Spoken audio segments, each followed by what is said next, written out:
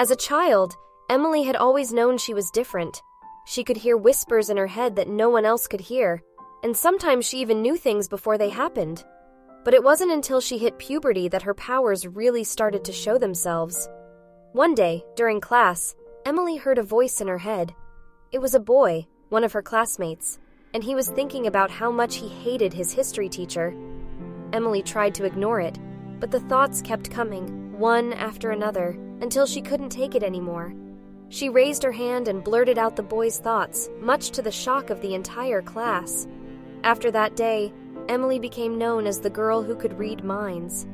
At first, it was exciting. She was popular and everyone wanted to be her friend. But then the whispers started. Boys started to think about her in ways she didn't want to hear, and she couldn't escape their thoughts, no matter how hard she tried. It was a curse, a prison she couldn't escape. Emily withdrew from her friends, too scared of what they might be thinking. She stopped attending school and instead stayed home, where she was safe from the thoughts of others. Her parents tried to get her help, but no therapist could help her. They all said the same thing, that it was just her imagination. Years went by, and Emily was still trapped in her own mind.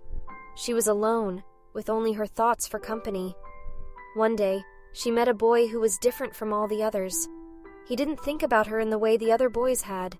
He was kind, and he listened to her, and slowly, Emily started to open up to him. But then, she heard a thought that changed everything.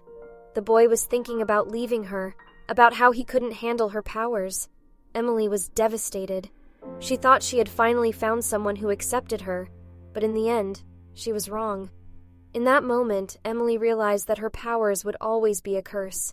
She would never be able to escape the thoughts of others, and she would never be able to truly love someone. She was alone, forever trapped in her own mind. And with that realization, Emily made a decision. She left her home and disappeared, never to be seen or heard from again.